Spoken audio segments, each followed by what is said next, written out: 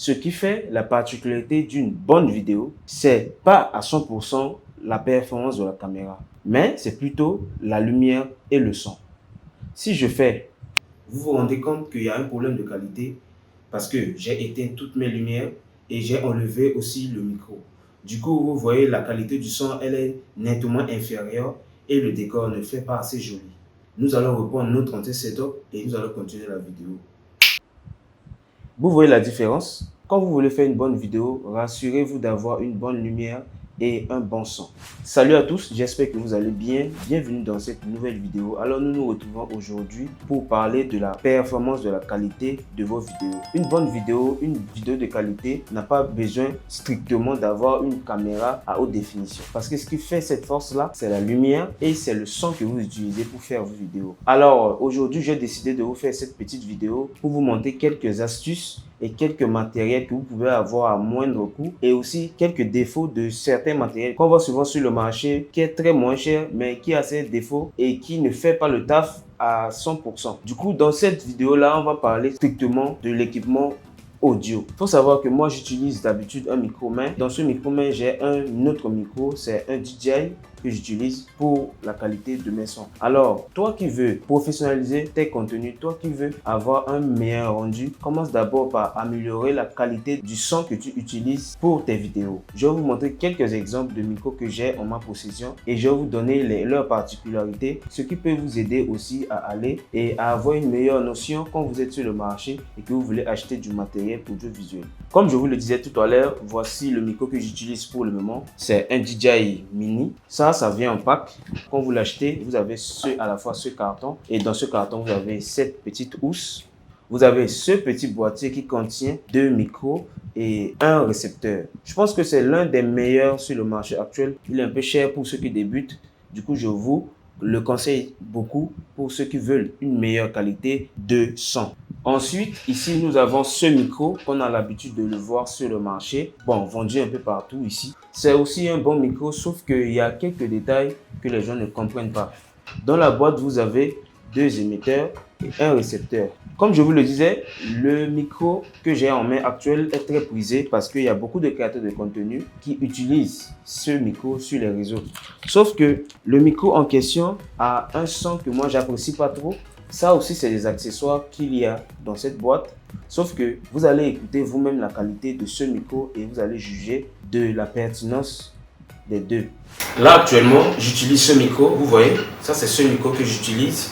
Comme je vous l'avais dit, vous avez le rendu devant vous. Vous avez le son. Essayez d'écouter et faites-vous la différence entre le micro que j'avais tout à l'heure et ce micro. Certes, c'est un bon micro. Un micro qui peut servir aussi pour des créateurs de contenu qui débutent. Mais il faut savoir bien régler. Déjà, évitez de le mettre au maximum parce que sur le micro en question, il y a des boutons. Déjà, il y a ce bouton qu'il faut utiliser pour allumer le micro. Ensuite, vous avez 2 boutons pour gérer le volume. Maintenant, les 2 boutons qui sont à côté, évitez surtout de le mettre au max. Parce que ce type de micro, plus vous poussez le volume, moins vous avez une bonne qualité. Quand vous poussez un peu plus le volume, la qualité baisse. Et c'est ce que moi je trouve un peu dommage à ce micro. Sinon, il est sur le marché, je pense qu'il est à 20 000, 10 000, vous pouvez trouver ce genre de micro. C'est déjà, ça peut aider, ça peut faire le taf, mais sauf si c'est pour des projets un peu plus costauds. Évitez ce genre de micro si vous voulez faire des projets un peu plus costauds et plus professionnels. Je vais maintenant remettre l'autre micro, le DJI, et vous allez faire la différence. Vous voyez déjà que c'est beaucoup moins spacieux, ça ne prend pas beaucoup trop de place et ça me permet toujours d'avoir la même qualité de son. Donc, cette astuce est beaucoup mieux que d'agrafer le micro sur l'invité parce que ça prend beaucoup de place et c'est un peu vilain. Là, on continue et je vous montre d'autres micros qui peuvent vous intéresser si vous voulez faire du contenu sur les réseaux. Là, vous avez ce type de micro. Ça, c'est les micros utilisés pour les podcasts. Par exemple, ce que je suis en train de faire aussi, vous pouvez l'utiliser pour ça. La plupart du temps, c'est utilisé par les youtubeurs et certains tiktokers aussi, je vois, pour les lives. Ce micro, il est très bien. C'est un micro à fil. Vous le branchez soit à votre ordinateur, soit vous le branchez directement sur votre caméra et ça enregistre. Vous pouvez aussi avoir ce type de micro. Ça, c'est les micros perches qu'on utilise souvent dans le cinéma ou souvent sur des plateaux télé aussi. C'est de la marque Panasonic. C'est un très bon micro aussi qui est utilisé soit avec la perche, soit avec un socle que vous pouvez fixer dessus et l'utiliser. Ou soit vous mettez directement sur votre caméra. Mais bon, ça dépend de la distance aussi pour avoir un bon rendu sonore. Dans le même ordre d'idée que l'autre micro que je vous avais proposé tout à l'heure, il y a ce micro là. C'est des micros plus professionnels que ceux-là. C'est-à-dire, ça là, c'est les contrefaçons de ce genre de micro. Ça, c'est les micros fabriqués par Rode. Par rapport à ces deux micros, je pense que la qualité de ce micro-ci est beaucoup mieux que cette qualité-là.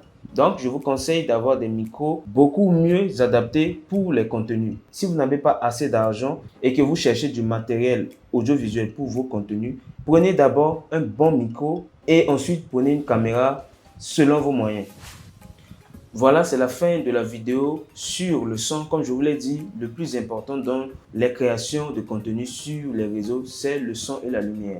La prochaine fois, je ferai une vidéo sur les lumières. Je mettrai en commentaire toutes les références, les noms des différents micros que j'ai eu à vous montrer dans la vidéo. Cela pourrait vous aider à mieux chercher sur le marché. Je vous dis à bientôt et n'oubliez pas, abonnez-vous, likez et partagez car c'est vous qui faites la force de cette chaîne YouTube. Merci encore pour être resté jusqu'à la fin de la vidéo. Nous disons à la prochaine dans une nouvelle vidéo avec un nouveau concept.